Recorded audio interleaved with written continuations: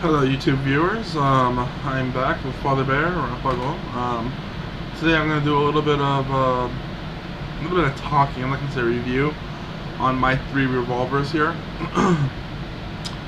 And just give you a little bit of my opinion on these 3. And actually, this is actually my current concealed carry weapon. It's a great little revolver, and I actually prefer it over an auto pistol just because of the weight of this. Usually revolvers are a little bit heavier. But I mean, I really love these. And this is one of those cool guns, you could say. I mean, this one holds 5 rounds, 6 rounds, and 7 rounds.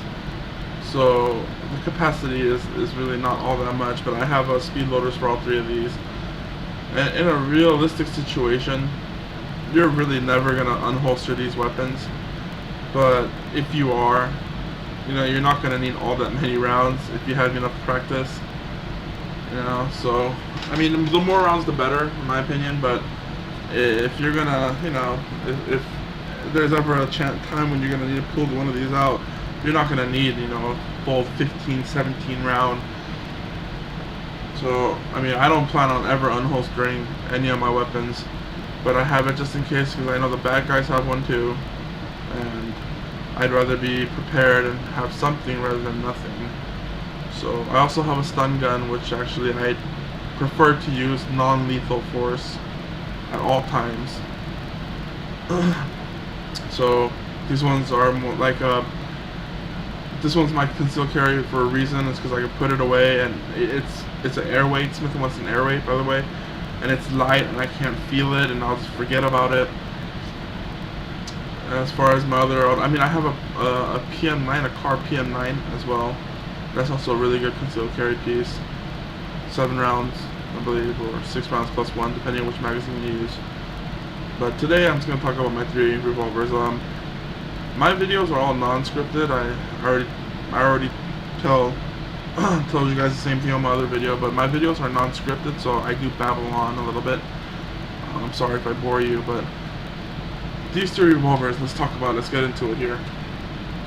My first revolver was this one right here. The Smith & Wesson 686 Plus P, I believe is what it was. 686 Plus model, which was the 7 round capacity.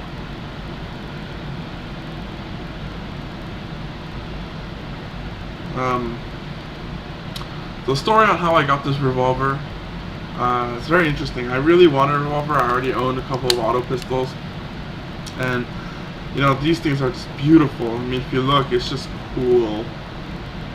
And I've always wanted a revolver, and this is very accurate. There's less moving parts on a revolver, so you know, you'll be ready to go if anything happens. You can just pick it up and pull the trigger, and bang, it'll go. You don't have to really worry about stuff breaking, jamming. And if this thing misfires, pull it, misfire, then you just pull it again for the next round. You know, you don't have to tap rack and ready, you know, that little drill. And so this is one of the first revolvers that I got, and back then, well, not even back then, it wasn't too long ago, my fiance, now my fiance, back then my girlfriend, really hates guns. Doesn't believe it should be around and all that and stuff like that. And I'm an avid gun fan, so we both have different hobbies and interests, and I really wanted this, and my birthday was coming around, and she knew I really wanted this, but she really hated guns. And to my surprise, she actually bought this for me for my birthday, and I was shocked, you know, to really hate something but to buy it because your fiance, you know, likes it. I really thought that was really going out, you know. So this I will never sell. It is a birthday present from my fiance, and I love her for buying it for me. And I keep this in as pristine condition as possible. You could already see, you know, I only have maybe 50 rounds down this, and I don't like to shoot it too much just because it's more of a sentimental value pistol than it is anything else. It's a really nice pistol though. I mean, the grip feels great. It shoots dead accurate, and all that. It's just a beautiful looking gun. That nice steel finish, and just the fact that it has 7 rounds, and I have speed loaders for these. I'm not going to feel undergunned at all. And something about Smith & Wesson and its quality. I've never had a problem with any Smith & Wesson. I don't think I'd ever have a problem with any Smith & Wesson as far as revolvers go. The quality is pristine on it. I'll never have, I mean, any Smith & Wesson that I shot always shot great. So, it has a little bit of backing by name, I guess. So this revolver, I try not to shoot. I have actually 7 rounds loaded at all times, and then this is actually my home protection gun. I used the 357 plus P rounds with hollow point. And, this is one of those emergency grab and pull trigger type of pistols.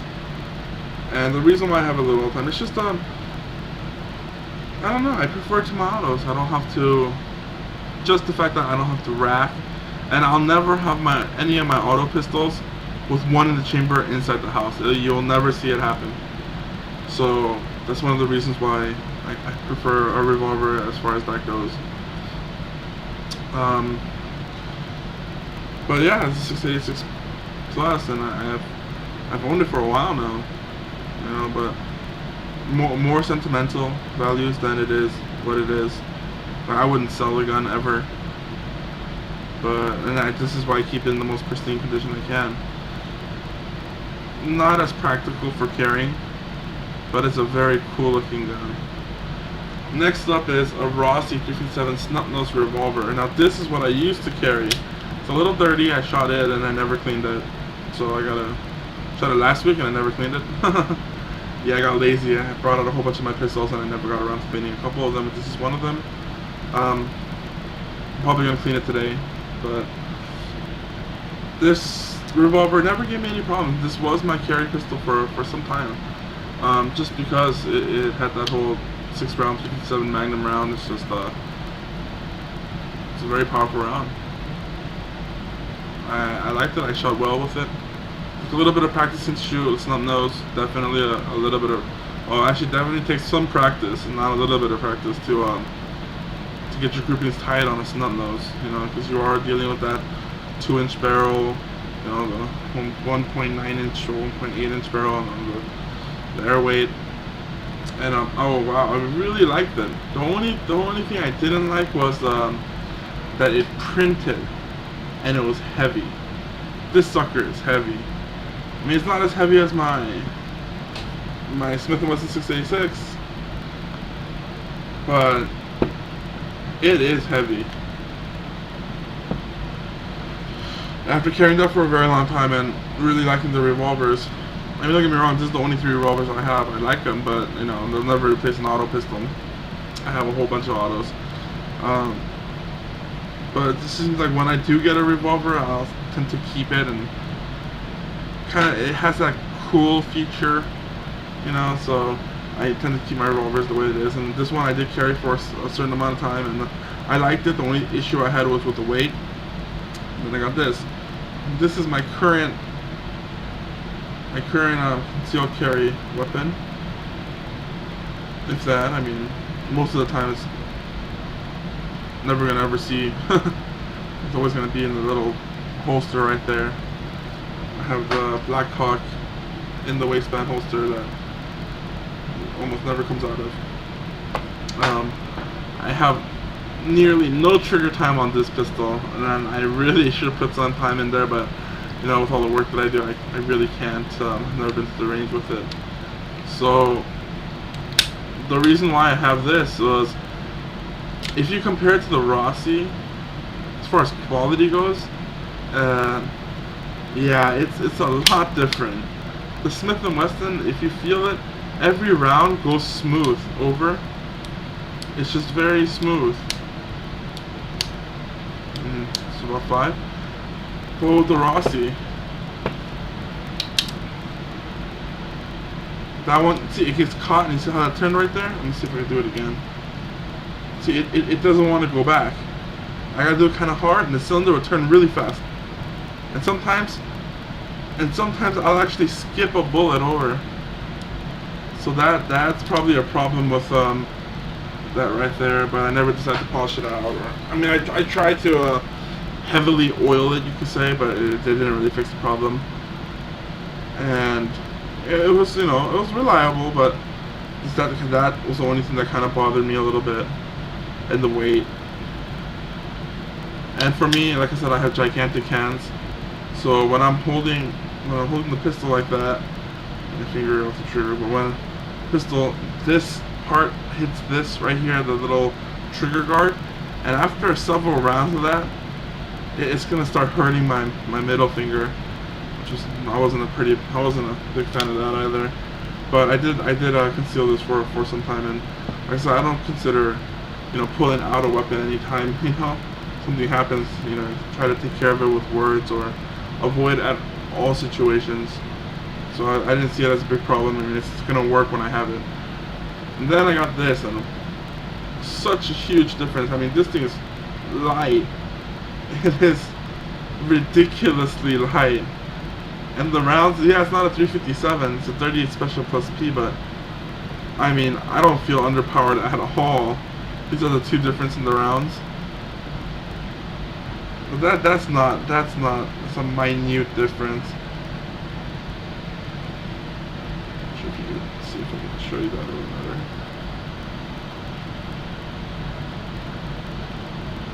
So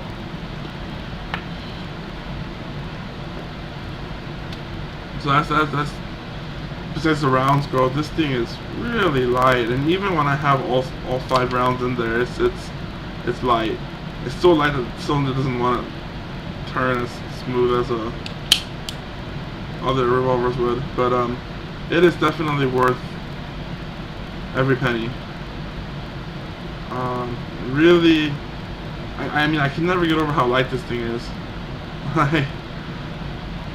And just the grip, it feels great. Yeah, it's a 2-finger gun. You're not gonna have a place to put your pinky, but actually, you do, because when you grasp in, the pinky holds this part right here, and it actually does help a lot. So I mean, I have very little trigger time on this, and I'm gonna put some more in when I have the time. But as far as the Rossi goes, all my fingers fit on the Rossi, but that really bothers me right there, how that touches right there, and I'm just gonna show you.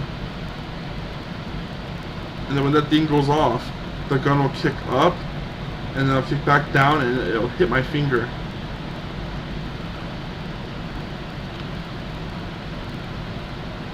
And it's also a beautiful, beautiful little piece right here. As far as how it looks, it's wonderful. And the Rossi's blued 2-inch.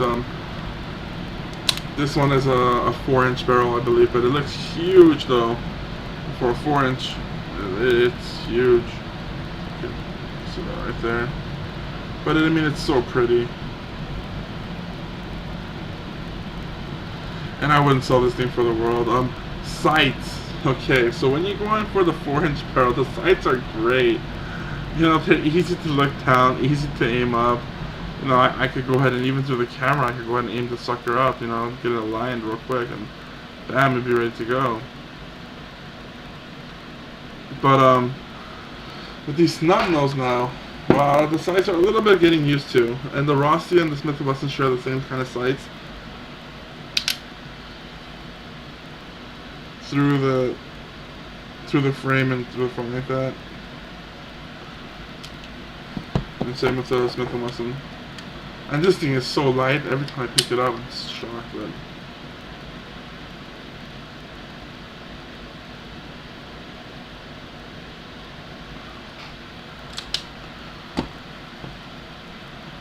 But I mean, the revolvers, I'm a huge fan of revolvers. Not that I'll go out and actually buy anymore, because I think I have pretty much a gist of it all. But I am a fan of revolvers. It's just the cool factor, and the fact that you could have a revolver for 100 years, pull the trigger, and it'll go bang. And I'm not sure about these other pistols, but Out of the new autos these days, the Glock is really reliable. The XCs are very reliable. SIGs are always reliable, but something about a wheel gun just feels cool.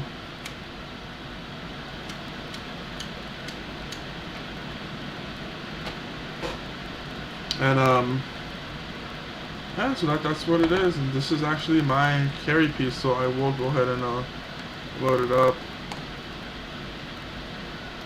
And even with the rounds in it is ridiculously light.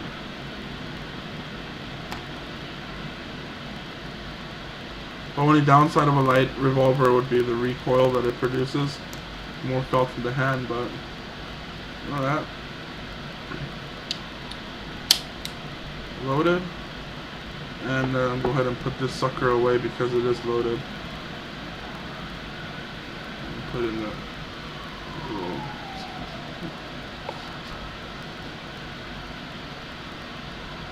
put that away.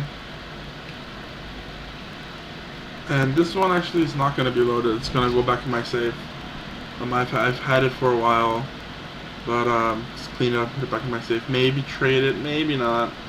I'm not a fan of getting rid of my firearms, but every once in a while I will sell something. The other thing I want to discuss is the lockup. The Rossi's a little bit loose, and even with say that it's empty. Even when it's cocked back, it kind of shifts a little bit. I'm not sure if you can see that. And I was not a fan of that at all. You know, but it is a less expensive firearm. But for how much I paid, it is actually a great little revolver. Like I said, the Smith & Wesson, you're not going to have that same looseness. It's going to lock up real tight. Even at this point, it barely shakes. And then when you do, it's a safety check. When you do pull that lockup is something else. And the trigger, the double action trigger on the Smith & Wesson, wow, it is light. You know, you just barely put your finger on it and bang, it's gonna go off. And it just feels so good. That's my little spiel on revolvers. Thank you for watching, and please leave a comment.